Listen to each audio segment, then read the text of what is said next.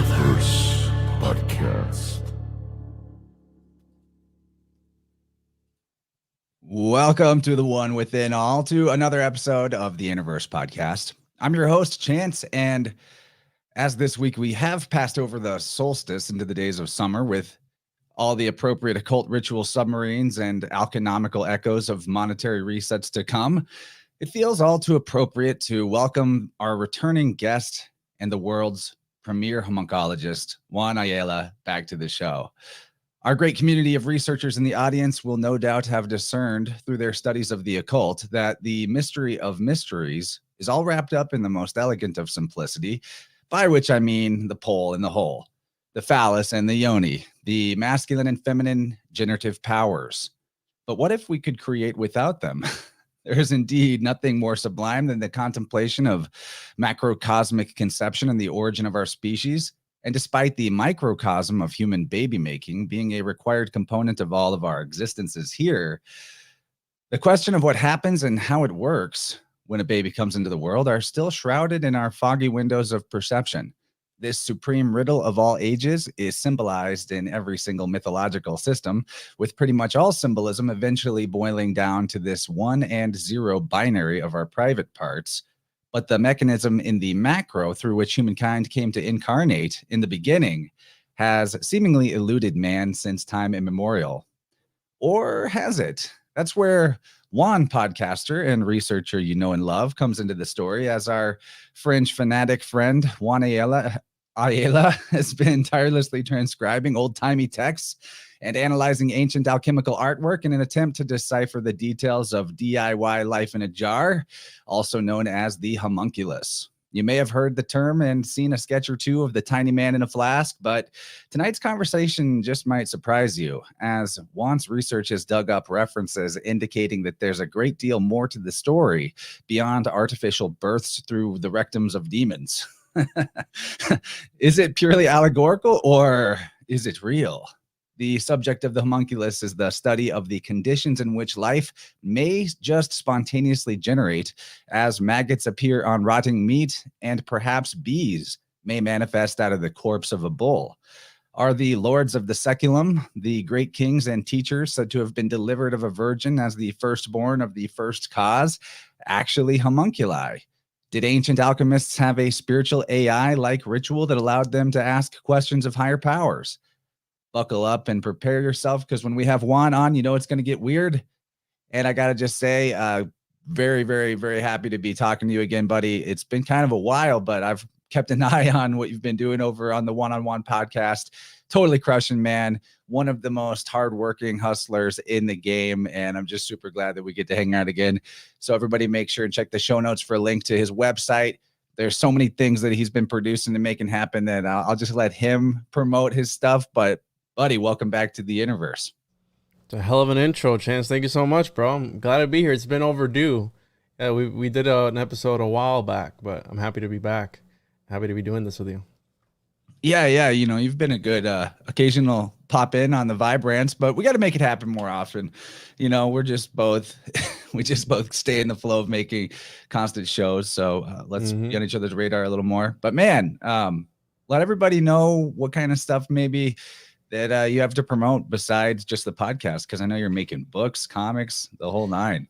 Yeah, the latest of the bunch. This is hot off the press. If you want to learn how to make your own homunculus, I got the Homunculus Owner's Manual. It's done by Paranoid American. Right, check him out as well. And it's the first ever little chicklet track, 100% unique art, and it goes through the. Again, it shows you the process where you have the magical sock there, the alchemical sock. You do stuff to the sock, and then bada bing, bada boom, you have your own little homunculus that's gonna help you do anything. Really, my favorite thing to do with my homunculus is make it cut the lawn, right? Mow the lawn there, and you can have it do anything. So check that out. It's on tjojp.com, and that's fresh off the press. I also have the Occultus Mundi issues. I have the Chosen Juan. And then this month's issue of the Paranormality magazine, the Florida's Homunculologist 2023 Florida edition. I did an exclusive interview for Paranormality. Make sure to use promo code TJOJP. I've been a little busy, bro, but again, it's part of the game, man. Once you get in that flow state, right? When you get in that flow state, you just start cranking stuff out. You stop really looking at numbers and you just start focusing on the quality of content that you put out, and the rest just kind of falls into place, right? The people who need to notice, and the rest just happens. That's what I tell everybody who wants to get into content creation. Don't really focus so much on pumping so much stuff out, put out quality. And the people will come, the people will show up, and the rest falls into place. And I feel like that's where I've been. I've just been in this void. I'm writing a book right now, doing all this good stuff at the same time while putting out content. That's the hardest part, right? Like juggling all these things at once, but I think I'm doing it well. And I appreciate all my followers and everybody who's stuck with me since the beginning, man. Yeah, dude, you're doing the quality and the quantity thing. Quite a lot of stuff. So, buddy, maybe if you want to introduce why we're talking about this, why you've been doing the research. Also, maybe let's shout out the Mind Unleashed channel and their 10-hour expose on Mind Unveiled. Homunculus. Mind Unveiled, yes. Yep. Mind Unleashed is a different thing. Mind Unveiled. The video Homunculus unveiled, it was quite a journey, 10 hours almost. Did you watch it? I did. By the way, nice shirt, bro. I like that shirt. So that I had actually read the original script and then I actually watched the whole thing. But yeah, I mean, when people say, because people have to understand, it's not that I am consistently looking for the homunculus phenomenon in everything that I research. It just pops up. Right. So as a researcher, we all have our own thing, right? Like Mario from Symbolic Studies has his North Pole symbolism. You can't let a good hole go to waste, right? Poles and holes. So you have that whole thing. My thing is the homunculus. You have slick dissident with the placenta and all that stuff, right? It might be placentas all the way down. Who knows, right? Slick might be right. It might just be that. But we all have our own little niche stuff. And I stumbled across this thing. And when you really start to pick it apart, not saying that it's right. I made that meme. Not saying it's homunculus, but it's homunculus. You start to really see it in a lot of the different things that I've researched. And as of recently, I mean, as of this past week, you have the idea of the artificial humans that are being constructed, like made. So now they've literally come out and said, hey, now we don't know what to do because we artificially created this person. We know they've been cloning for forever. So now we get into the ethics of this, which history repeats itself. They were talking about the ethics back in the 14th, 15th century of like, hey, did God die for this homunculus' sin? Like, did he? And they were arguing about it. I mean, there were whole papers and books written about this subject. So it's funny that history does, I always say it doesn't repeat itself. It often rhymes. And we see that here. And then the bombshell of the latest UFO narrative disclosure that everyone talks about, how it's a psyop, et cetera, et cetera. Well, he dropped the bombshell, Greer, about how the little gray men that have been doing the abductions in the UFO lore are actually man-made, synthetic humanoids. And I was just like, wait a minute. We have this news of the synthetic humans coming out. And now this dude's dropping that about the UFOs and the grays being man-made. But then there's another sect that, is biological.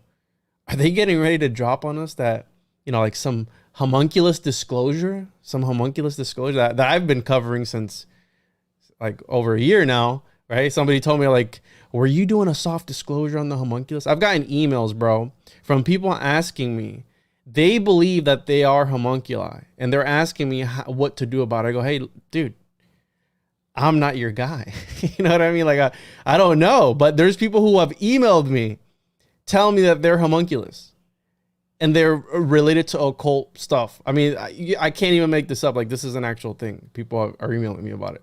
So it's like, it takes the whole NPC thing to a whole nother level, right? Because what if the world's a stage? What if you could just artificially create scapegoats and conduct your shenanigans? What then? You know what I mean? I mean, this gets into the realm of MK Ultra, Manchurian Candidate, the Ubermensch, Superman, Moonchild, all this stuff. It goes into that realm because the technology has evolved since the beginning. And again, what I love about alchemy, it's such a beautiful topic because it's, it's physical, biological, psychological, and transcendental. And so have your pick, right? The homunculus exists on various levels of existence, quite literally. And I was at Dr. Anarco Longo's bookstore the other day, and I was with Professor Longo, and we were flipping through these alchemical books that he had there. And we were just opening them up and looking at the art. And I go, man, like, why do I find alchemy so interesting? It's such a psychedelic point in history of like, what were these guys on? The art that they were creating. Like, what are they trying to portray? The Philosopher's Stone, the Elixir of Life, right? The Magnum, like all these different concepts that seem so bizarre. But then the one thing that really reels you in, it's, okay, so it's biological. So there might be a real sci-fi aspect to it. It's a real concept. But then there's the clear metaphysical concept, right? The psychological concept of it all, which, I mean, I've covered before, but it just goes all over the place.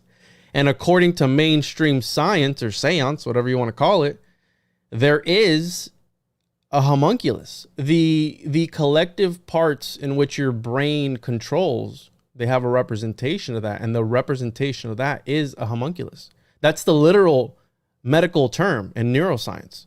So, so there's a part of the brain that is called that?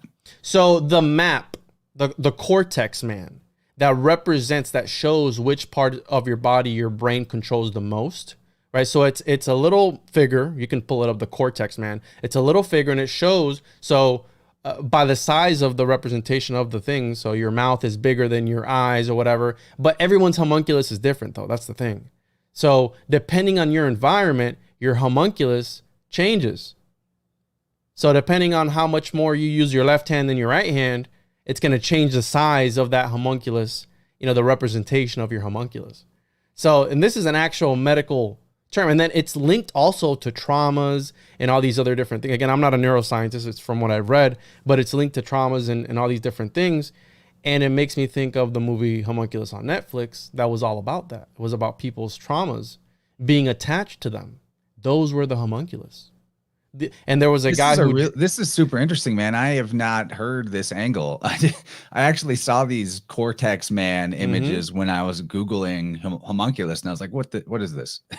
I didn't realize this is a thing. So if I'm not mistaken, the way that your mental image of yourself works in terms of how you feel about your body, rather than necessarily like how you would imagine yourself if you picture yourself in your head, but like the functionality of your body, what parts you feel connected to with energy flow and what parts you feel disconnected to, would create a different type of cortex man, you're saying. So I just think this is interesting because in like biofield anatomy theory and the tuning stuff I do for people, I can already kind of see how I work with people all the time where even though they might look like they have a normal whole body, right? Their mental image of their body unconsciously in their energy field, they might have like a withered left leg, or some part of themselves that is not really fully energized with life force, or the flow is messed up there, or they're not using it properly, or, there's distortions there's mental distortions in their self-image that constitute a lack of full energy flow and full life force accessibility. And I did not know that we could actually pertain the homunculus concept to that, but it makes sense. It's like because there's a big aspect of all this alchemy that has to do with the image, the mirror, the mental image, projecting a mental image. So that's a wild one.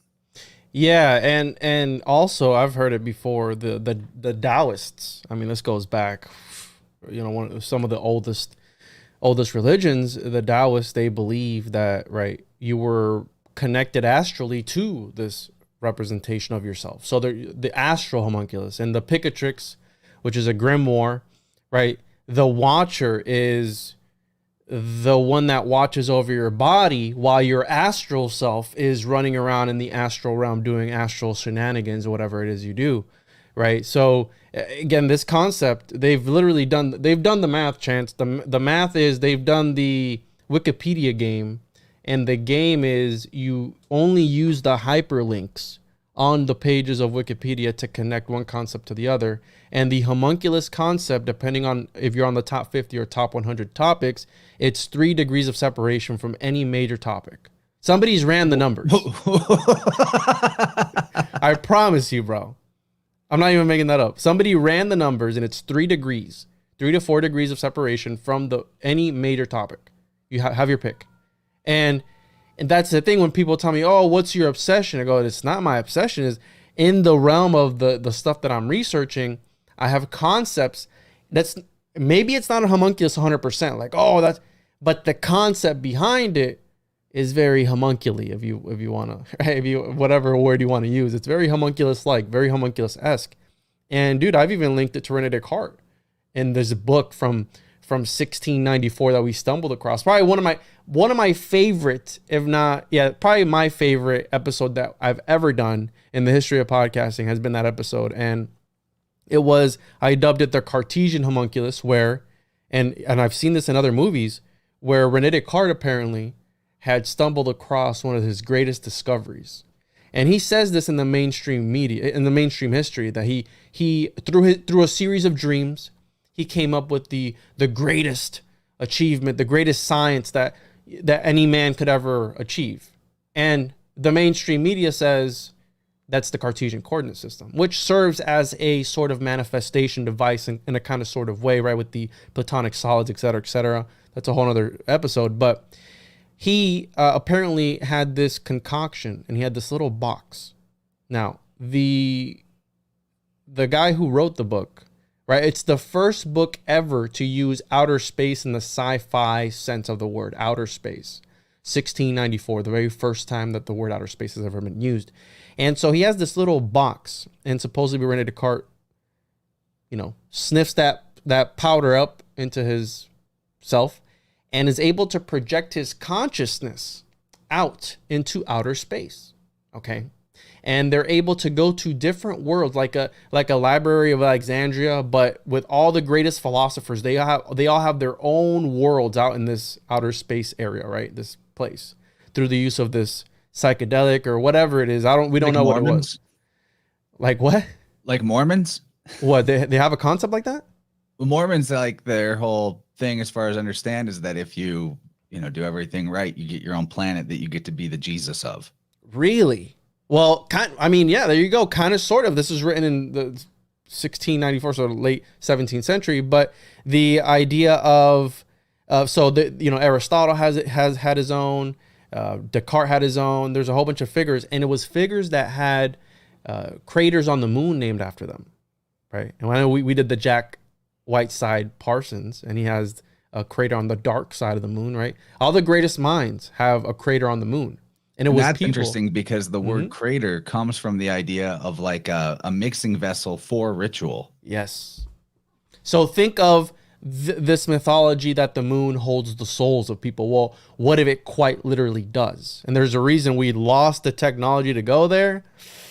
Oh, okay. Well, you start to think outside the box. So while your consciousness is projected outside of your body, there's a little Cartesian homunculus that comes and sits down in the driver's seat of your body, and it does the bare minimum for you. It'll brush your teeth, it'll eat for you, it'll go to work for you, whatever, very robotic like. But there's one flaw of this little homunculus, okay?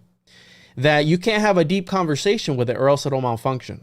Okay, so don't have a deep conversation with it, because it makes you think of people in this reality who are kind of on autopilot, because part of the lure as well is that if you project your consciousness out there and you try to go back into your body, the homunculus sometimes doesn't want to leave.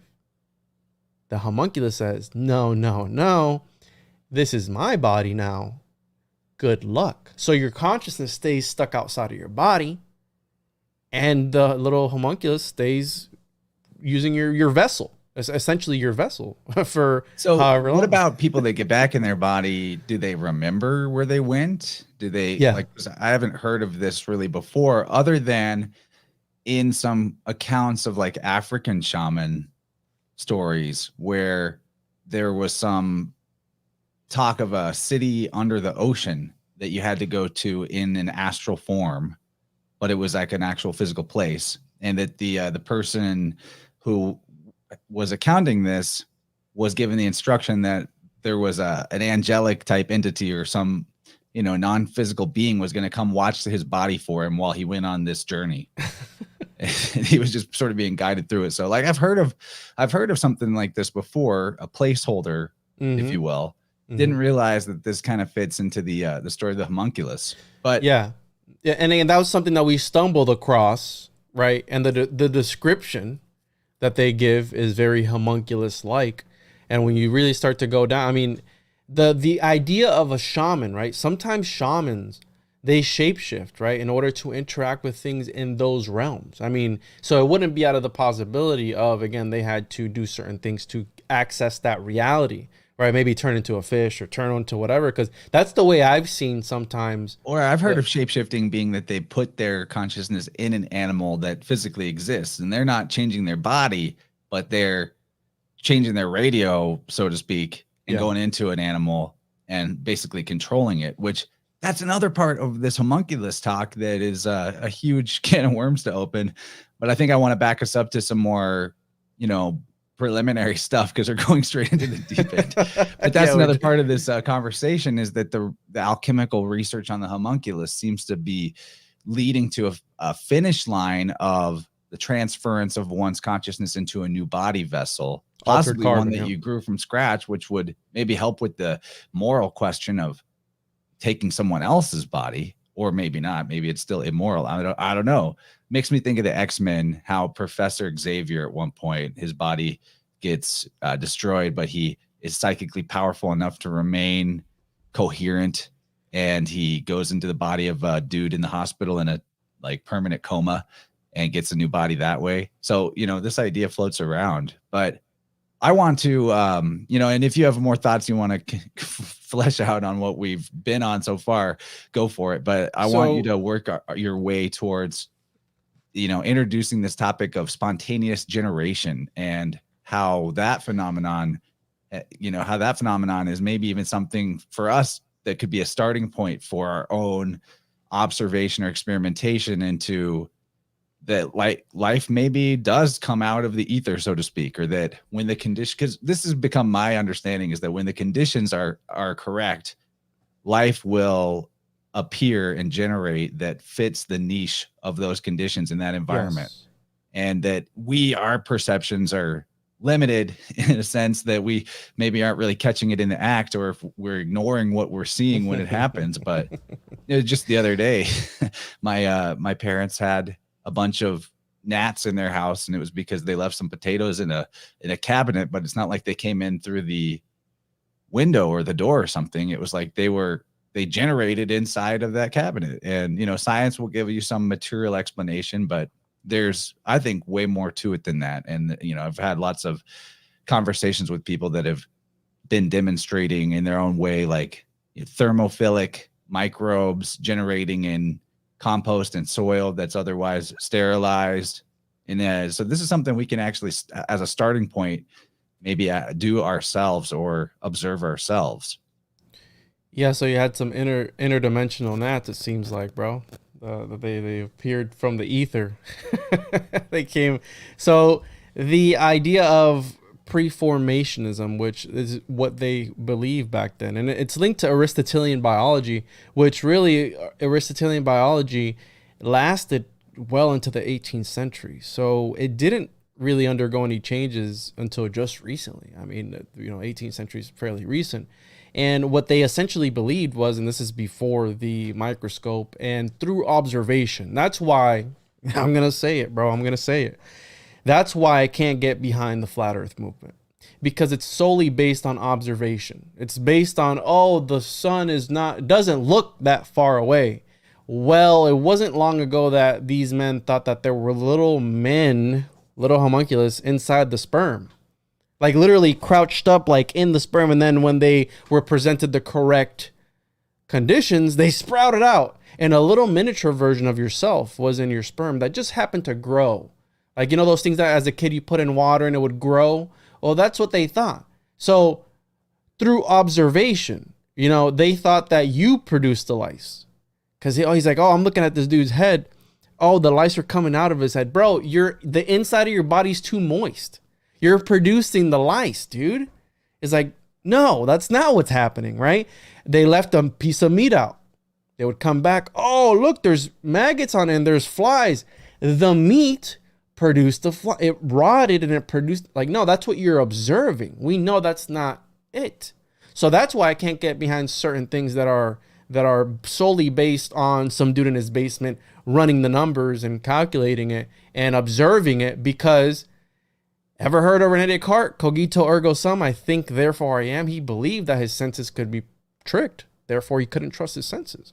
Now with that I'll said, go with you insofar as I think everything is mental. Literally, it's all in our mind. it could, yeah. And so our preconceived notions could have an influence on what we observe.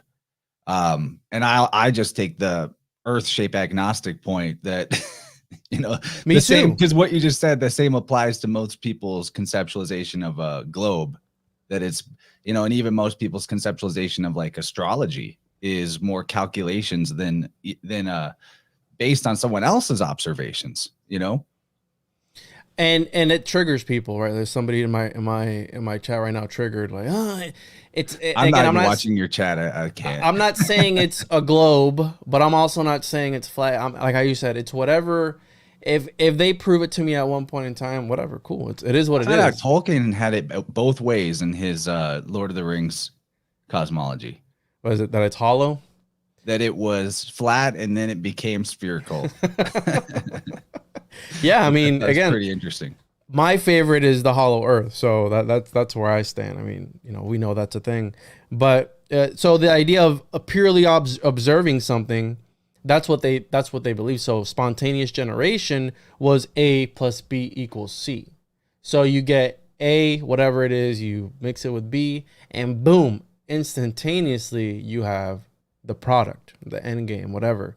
And then they had asexual generation, sexual generation, which was obviously male, female equals little baby. And that was the problem, that they were like, listen, if man can create life, what else can he do, right? So the term physician and magician back then were one and the same. A physician back then was de-occulting the occulted aspects of nature, right? So you have natural magic. Whatever God presented to you in this Christian magic, whatever God presented to you in this realm, in this reality, you could use, as long as you didn't employ the help of otherworldly entities, so such as demons, etc. As long as you didn't use any theurgical way, and you just simply use what God put on this ground and gave to you. If you're just mixing stuff up and something happens, hey, it's free game. So that's what they believed. And when they were like, wait, what happens, if man is powerful enough to create life, the body, well, what else is it hiding? And therefore, I think that's where that idea of the micro and the macro comes out, because if you understand the macro, you can kind of sort of understand if you understand the micro, you can understand the macro, the bigger picture. So that's why, again, internal alchemy. In theory, exactly, in theory. So internal alchemy became a whole thing where the Chinese, they believe that their entire, like, we are the philosopher's stone. We are the alchemical lab. We are the only animal that can take the raw, unfiltered thing and turn it into gold, which is the art that we're creating right now. Right now as podcasters, we're taking this information and we're turning it into something that people can digest. Instead of spending hours and hours and days reading this material, we're giving you the gold. This is the knowledge is the gold, right? And that's why, again, the fruit, the forbidden fruit, gave Eve what? The knowledge of good and evil. And so, again, it's just this concept of, they really were just watching and observing what was happening. They believed that the hen was warming up the egg, and therefore it rotted, and that was what gave life to the little chick. The right, putrefaction. putrefaction. Yes.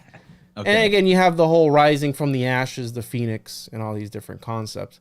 So Let me put another one out there to add to the weave, that what I found fascinating in going over this material was the concept that plants and herbs were essentially talismans of stellar energy.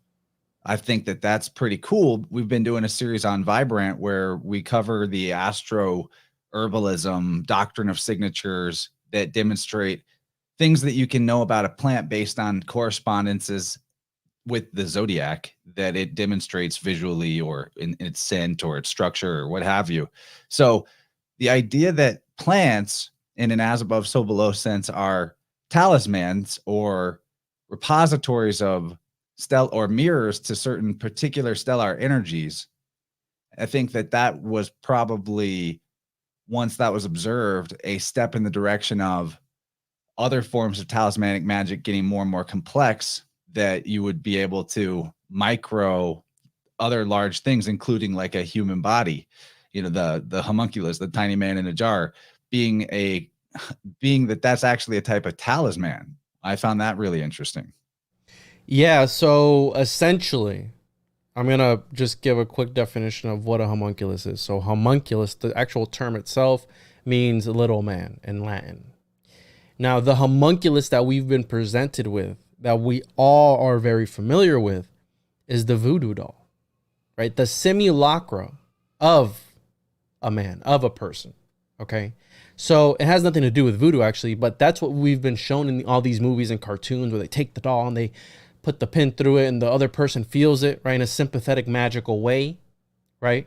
So that's a form of a homunculus, so made through wax, straw, whatever, you name it, and you sympathetically attach it to the person or whatever. Dude, I've been using homunculus with clients and I didn't even know it.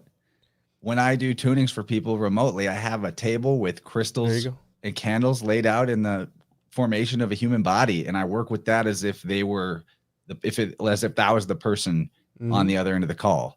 Yeah. So I didn't know it, but I've been into homunculus magic already. Yeah, so again, it works.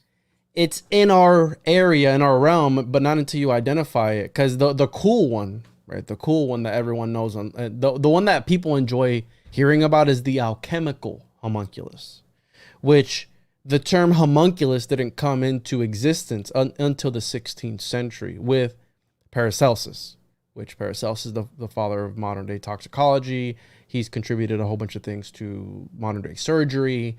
So this was a guy who wasn't just some regular Joe Schmo guy. Although he was very eccentric, he was a very interesting individual. And if you read it's the book by Philip Ball. It's called The Devil's Doctor. It's a great book that really breaks down the life of Paracelsus in a very entertaining way. And his life, and he was at the forefront of mineralogy as well, by the way. So mining back then was a real big thing, and he was at the forefront of that as well. And so he was the one that came up with the term homunculus, and he was the one that presented the first actual recipe to create a homunculus. Now, there were other concepts before that predate Paracelsus that aren't called homunculus. They're called, I've seen it called the form. I've seen it called, in some instances, I believe it was the boy, I think is what they called it. I've seen it, right? Rational animal, irrational animal. What else have I seen it called? I've seen it called various different things, but not the homunculus. That wasn't until the 16th century. But we can term those proto-homunculi, right? Yeah, Anthroparion was one of the first ones in the Zosimus, which is one of the first alchemists. He called it an Anthroparion, and Carl Jung even wrote about that too. So this concept, it goes back Simon Magus. Simon Magus boasted about a homunculus that he had created. Okay? And Simon Magus is the reason that we have the word magician. I mean, the father of all heresies. And he actually, to have it pulled up here, he boasted about Simon Magus was said to have boasted of his own homunculus made out of air, that his creative power was not just like, but the same as, and indeed greater than God's, for he had created a man out of air, which, quote, which was a thing more difficult than creating him of earth, unquote. So you have the father of all heresies, right? Was he in first, second century, whatever century he was in, talking about also having a homunculus, not made out of earth, but made out of air. And, right, allegedly, and again, I stumbled across some other things where how Faust is connected to Simon, and the homunculus in the Faustian legend is related to, right, the man that supposedly comes forth from the gospel. Again, I don't have a lot on that, but just an interesting take on that. It was an inversion or perversion of that, right? So again, we have the father of all heresies talking about this stuff. And like I said, I've come across it, but just different ways. And yeah, that's pretty much the actual homunculus. Now, it being a talisman, that's where it gets interesting, because that's where you get into the ethics of it. I don't know if you've watched Full Metal Alchemist. Have you seen that anime yet? I've never watched it, no. Oh, man. It's one of my favorite. Anyways, I mean, that's real heavy. Any Japanese anime really is like heavy occult. They love Western occultism. They go hard. I mean, they do. In games too. JRPGs. Yeah, Full Metal Alchemist, watch that. And point being that the alchemical homunculus, the reasoning behind that is to give its creator godlike powers. But there's a catch to that. Because in order for you to extract the power, you need to sacrifice the little homunculus. Now, they really got creative with this aspect of it. And we could probably leave it for the second hour when we're on Rockfin, and I can give you the nitty-gritty details on some of the texts that I have stumbled across. And it's funny because we translated for that 10-hour documentary on the homunculus, we actually translated various texts. Now, the way we were able to do that was we would put it in, and they wrote a script for it to be able to extract the handwriting and OCR it. And then we took that translation and we put it into ChatGPT, and it translated it, right? And I was able to secure a copy of the Liber Vacate, which is a grimoire from 1401. And I found it in a medical journal of the time.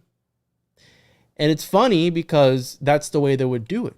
They would occult it within this medical journal, a legitimate medical journal, and they would slip it right into towards the back, right, in a little section, about 20 something pages or so. The Liber Vacate, for everyone, this is supposedly by Plato. Pseudo-Plato, yeah. Pseudo-Plato. And so the College of Alexandria was all about Plato, though. I think there's probably been multiple authors given the name Plato, that it might just be a title. And this is something we can talk about when we get into the possibility of Jesus and other saviors being homunculi of sorts. Yeah, the chapter in my book for that particularly is called Artificial Prophets, is what I call them. I mean, and again, I'm not saying that they're all homunculus, but if you apply the Paracelsian constraints or parameters, they fall under the homunculus category.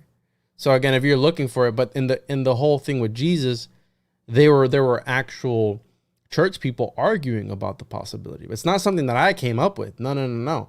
There were actual people of the church arguing and writing entire tomes of books as to why he couldn't have been or could have been a homunculus. So again, this is not something I made up. That's from the 15th century. And then sacrificing the homunculus, man. That's what the savior story is about. So in order to extract the magical essence, you need to snuff out the light, if you will, of that little creation. And then you do stuff with its components and you extract whatever essence from, right? Then it gets into Galen physiology, where it's like, the soul resides in your spleen, or, the eyes hold whatever, etc. So they gave each and every single body part some magical attribute, and they were piggybacking off of that. So if I make a concoction from its tongue, I can speak to demonic entities. If I make a concoction with its eyes, I can see them, etc., etc., etc., etc. So it goes down the line. Yo, and just in the news last week or this week, just a few days ago, I heard this. The morgue at the Harvard University. You saw that. Had a guy selling body parts on getting paid on PayPal, selling brains and heads and stuff, $10,000, $20,000, $30,000 a pop on these body parts, higher price tag because they came from such a prestigious morgue. But, makes one wonder, what are they doing with these body parts? It's probably similar type of ritual, and that the appeal of artificially growing body parts through the homunculi would be to sort of sidestep some of the moral questions and quandaries of using human remains in these type of weird occult rituals. But and then this is going on right now as we speak. It's getting talked about out in the open, as you alluded to, this human cloning thing where they're talking, like what I was reading about, they were not cloning, artificially creating without even like synthetically creating, without even like a human egg or sperm to begin with as a starting point, artificially creating something that grows into a placenta essentially. So they're making placentas without babies, without wombs.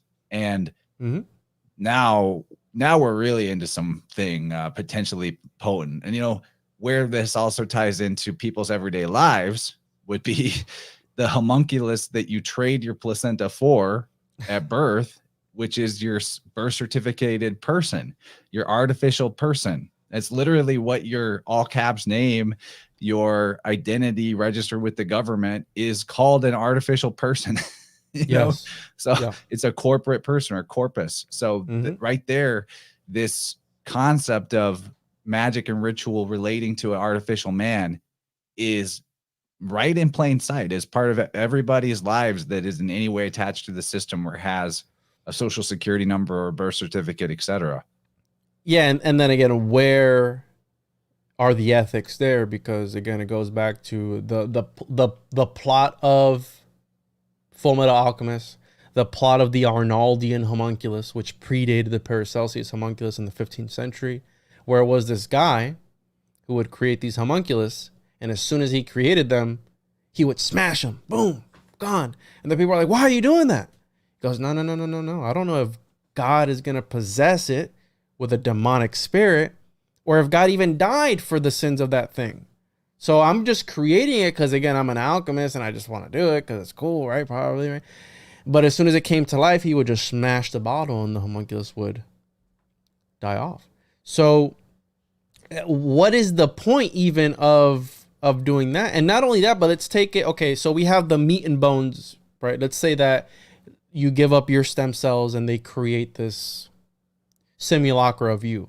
Is it you? Will it have a soul? What is a soul? Because then we get into that whole thing of what is consciousness? What is the soul? And I think that's what the uncanny valley, right? Whenever they make something on TV or like the CGI or whatever, you can always tell it's off because of something, a movement, right? Movements of humans is very fluid, very whatever. And whenever you see something like the whole skinwalker thing, like when they see them, they're never perfect. They're always like limping or doing some weird stuff, like that kind of thing, where it's trying to emulate man, but it can't quite get there. It looks like it, but then it's kind of, like the guy in Men in Black, was he a bug? The one that liked the sugar? The farmer, you know what I'm talking about? Was he like taken over by something?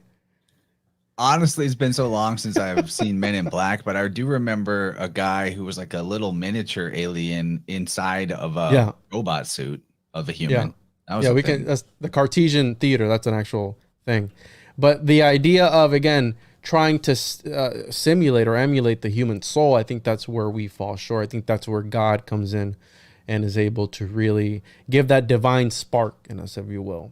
And so, yeah, where was I going with that? The idea of like, what is the point? So that's the meat and bones homunculus, right? Let's say we voluntarily give up our organic matter for them to make us a replacement. Let's say it'll be for spare parts, right? If chances heart starts to go bad or whatever, God forbid, you'll have one spare there in the old tool shed. Oh yeah, I gave it to whatever, an insert major corporation here, and they made my copy, right? Amazon delivered it, Prime next day, Air, whatever, and I have my own little homunculus. Now, Think about it. What if we've already been assigned a homunculus, but not a meat and bones one, right? And this gets into the realm of AI and the cybernetics and all that stuff. By us giving our information to all these corporations, right? Voluntarily, we're giving our information to them. Everything we do, all our movements, all our everything. Well, what if they've been constructing a homunculus behind the scenes with all that information that we give to them anyways, right? That is, okay, not biologically attached to you, but in a sympathetic, magical way attached to you. And I'm drawing a blank on the name of the of the place where they're running a real life simulation of reality itself. I don't know if you know the name of it. Well, they're running a real life simulation of reality itself in a computer.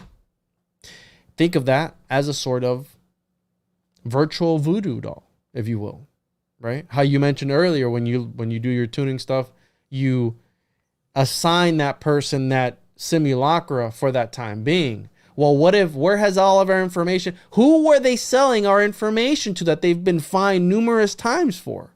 Where is our information going? Who is feeding off of that information? Oh, we're giving it to corporations for, targeted ads. Sure. What if it's more sinister than that? What if it goes deeper than that? You know what I mean?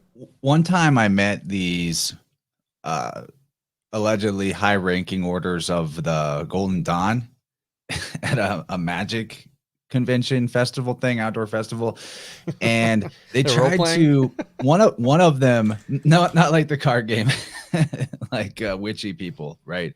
I was there just trying to sell. And by the way, it's Synthetic Environment for Analysis and Simulation at the Purdue University. So SEAS, SEAS. I'm sorry, continue. SEAS, weird. Yeah. Yeah, thanks for putting that on my radar. So I met these Golden Dawn folks. They claimed to be high-ranking members. They were giving talks at this event, and one of them tried to convince me that she'd seen me before and that she thought I was a clone, or that I had a clone out there, or multiple clones. And I was like, as she unfolded this story, I thought, this sounds like just some bullshit that is, a pitch to try to get me to join their club. Like freak me out a bit and string me along with this crazy story, and maybe I'll join their club and pay dues or something. But what she ends up saying is that there are underground cities where there are clones of people that actually exist and are currently alive, where they're like repeatedly running crazy simulations, like zombie apocalypses in underground cities, fully artificially lit and everything. The people involved, they like wake up, they've had memories implanted, they're like homunculus clones, and they're having all this traumatic stuff done to them as an experiment to see how it will affect the original person up on the surface. Have you ever heard of shit like that? Like, I don't know that I believe even any of that at all, but now that we're having this conversation, I'm like revisiting that experience of being told all that, and I'm like, I don't know. So Purdue's University Synthetic Environment for Analysis and Simulation, SEAS, is currently being used by Homeland Security and the U.S. Defense Department to simulate crises on U.S. mainland. But apparently they're running, right, the Sentient World Simulation is the name given to the current version of making Sentient World Simulation. The Sentient World Simulation. It's continuously running, continually updated mirror model of the real world that can be used to predict and evaluate future events and courses of actions. Okay, so now if holy shit, yeah, hold on, hit the soundboard. Hold on, I got you, bro. I got you. Illuminati first confirmed. of all, that one, and then, oh man, okay. What the fuck? There we go. All right. So, with that said, I mean, I wouldn't put. Let's say that if people who would go into these realms, these altered states of consciousness, other places, etc., alternate dimensions, what if they maybe collided with your occult double or your doppelganger or your little homunculus that was made by the information in which you fed to these corporations, which again, a corporation isn't artificially created persons to begin with. So your homunculus is feeding another homunculus, and therefore they're able from that information to extract and put you in here Now, what ends up happening? I've heard, I'm not going to say it on this hour, I'll say it on the next hour, but I've heard stuff of, I'm going to mask it. People who provide certain services for your well-being have certain models of sympathetic magic in a sort of way where they're able to predict when your next, when the next thing to your health will happen, right? So the people who give astrology is that type of modeling in and of itself, medical astrology. Right, the coverages people purchase, right? Let's just put it that way. They know exactly what what say that word. Yeah. So the ones that rule the world, the true rulers. Yeah. So again, we can't say anything on YouTube anymore. But point being that they have, I've heard it from people who were in the realm. They're like, yeah, they have models that they run specifically on you. And when they give you that call, like, hey, it's your next checkup, it's because they know that something's about to go down with your, because something happened to their little homunculus in their system. Like, oh, whoa, okay. Let's give him a call. Let's see if he's feeling okay.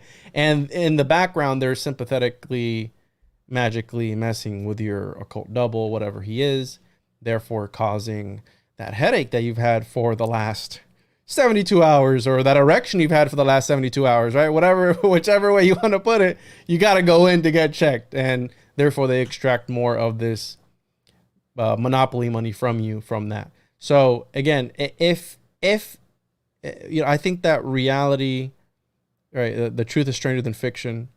And I think we live in a sci-fi world and all these things are coming out, right? I think we hit the 100 homunculus because once we hit that, all these other things start to pop up in the radar. Like, wait a minute, are people now just tuning into this homunculus phenomenon? Because even Crowley wrote about it. And they took that, and I believe they're using a version of that in MK Ultra and all these different programs that we hear about. So, well, man, if this is a created realm, which to me, there's plenty of evidence that it is, that it's pretty obvious how everything fits together, even on a psychic level, the synchronicity and things, it clearly, there's like one mind guiding all the other moving parts, right? To me. And again, with the question of the nature of the realm, well, one of the problems with the globe would be you can't have gas pressure without containment, put it simply. Doesn't work. So in a different model of the realm, you could actually conceptualize with a firmament that this place is some kind of larger scale alchemical flask or jar. And then the question becomes, you were talking about the corporations feeding other corporations. It's homunculus is all linked together in one big network. Is it homunculi all the way down? Is everything created in a sense through this principle, this process? And I think that's like the real root, or the real good thing to get out of this research is that, and why maybe the ancient alchemists were so invested in it, is because they're trying to figure out the mystery of mysteries.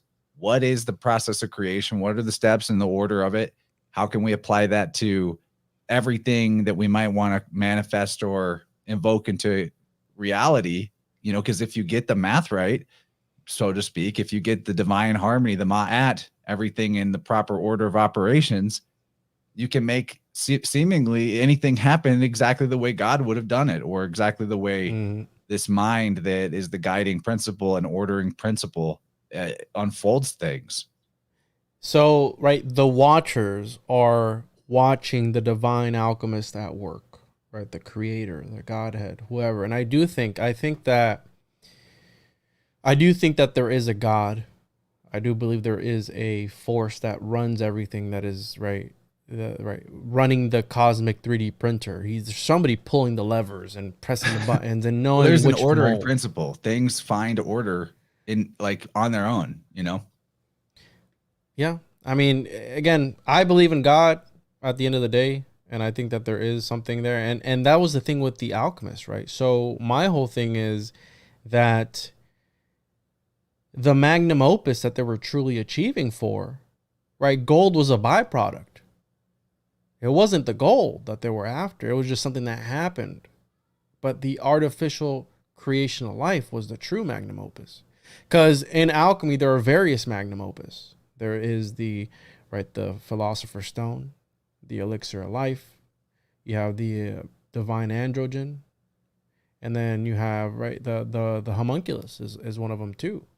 And I think that the true thing that they were looking for was the Homunculus. Because why have the Elixir of Life when you can have this little magical being that you can then take apart and use that to extend your life or X magical activity, right?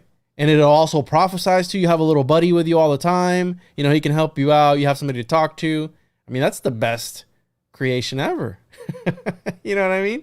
So, and what I love about alchemy is that also the interdimensional aspect of it, of when they did achieve, the turning of lead into gold, the light from that reaction would transform them all the way down to their DNA, would transform them, and they were able to step outside of reality and leave this existence if they wanted to, and manipulate reality from the outside. And I mean, it makes you think of, I believe this is how they use the technology to, I don't think that immortality is what they've painted for us in the mainstream. I think immortality works a different sort of way. And maybe it's not like Altered Carbon, or it might get to that point. You can Google right now, Jeff Bezos looking for the Elixir of Life. I mean, the elites are well aware that they want to live forever. You had that one guy as of recently who just was in the news too, right? Taking the blood and plasma from his son and injecting into his own stuff. And then his dad was also taking some of that blood. Like, what? What are you doing? Yeah, and the way the news spun it was like, look how cool this is. He looks like a zombie, you know. He looks his like son is literally his homunculus. That was the other question I wanted to ask you about. As a father yourself, you know, do you think your children are a type of homunculi? Do you think that their existence in some way is like a container or a vessel for your spiritual power or potency? Topher told me this, Gardner, the other day. He was like, in Costa Rica, they have a saying that every child brings a bag of gold, you know, and what they mean by that is, I think what I've observed in reality is organisms, what they need to survive and thrive will always be in the environment that the organism is in. That's when I talk about the ordering principle of the cosmos, that's part of it. The ecosystems have this natural equilibrium to them where whatever is in that environment, it all balances out, and what is needed for each part will be there to all work itself out into equilibrium. So, you know, when you became a dad, when you had your own little homunculi, little wands, did you notice that, you know, how was that in terms of the resources needed? Like, did you feel like there was some kind of magical pull that assists you in the providing for of children? Did you think that, you know, all of a sudden you got some kind of like level up in terms of your spiritual magnetism to manifest and generate? So not until you witness it for yourself, the feeling you get when you first look at your little homunculus, right? And I'm not saying all kids are homunculus. Topher just texted me right when I said his name. That's weird. Shout out to Topher. Yeah. So the feeling you get when you first see your son or daughter or whatever it is, I have two sons. It's a feeling that you can't quite put your finger on. You can't describe it. It's indescribable. And I think that's what, again, I've been told that the answer to all the mysteries is love, right? Like love, the love that you feel for that little creation. Now, it's indescribable, so I can't put it into words, but is there a connection that you feel? Absolutely. I mean, all the time I see them running around. I see myself in them. I mean, in both of them.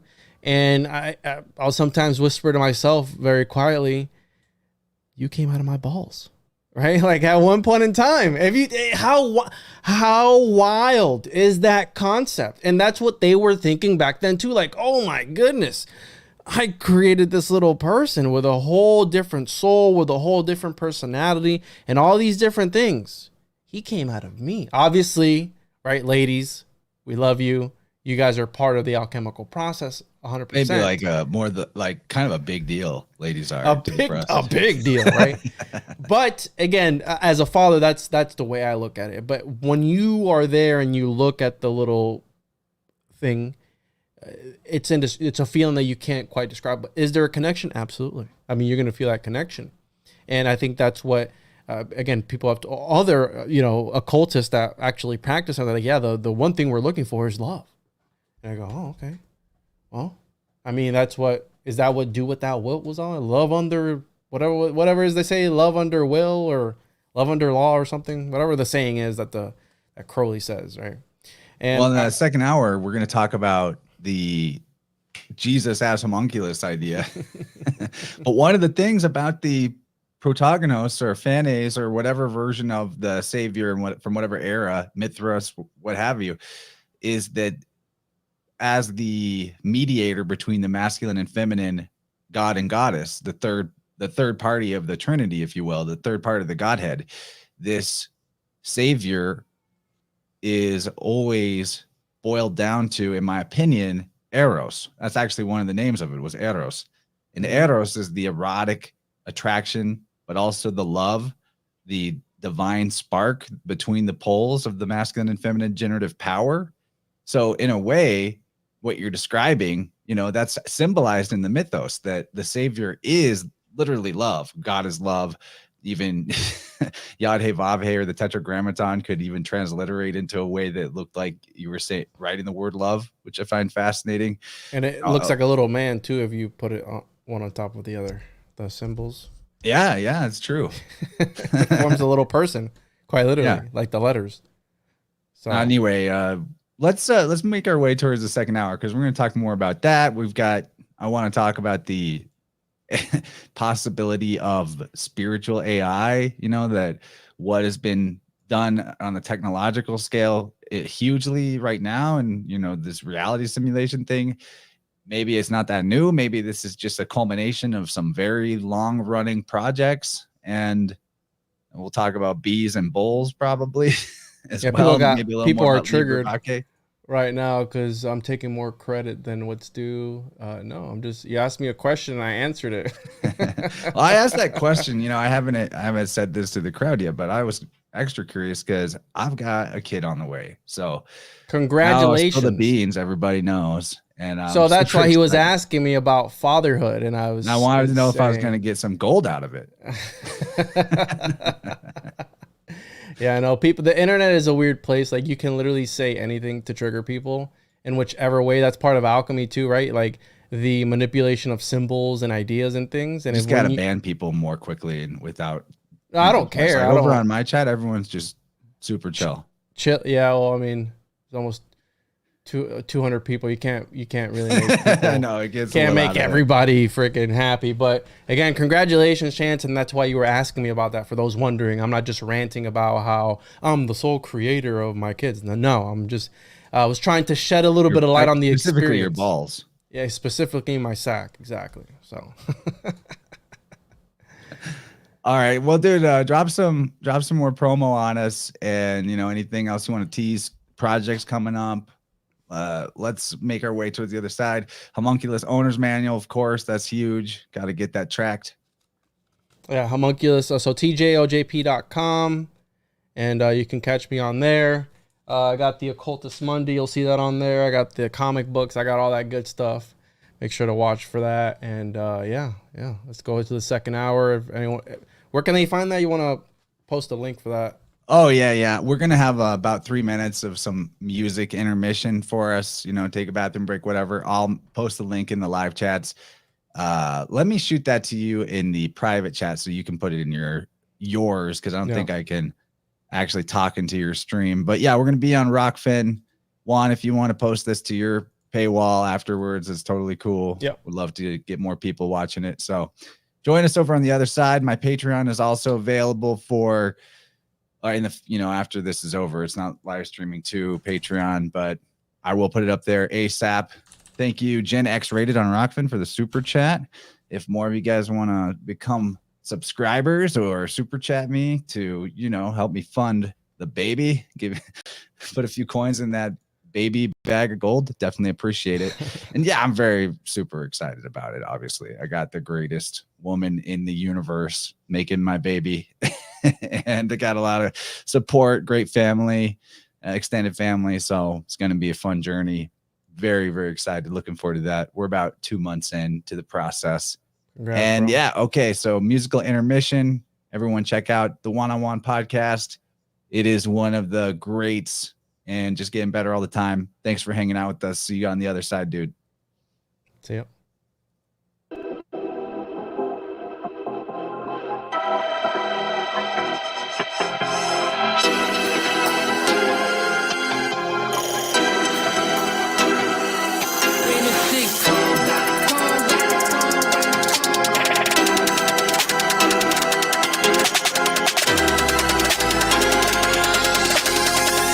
Sitcom, gotta keep you with some shit.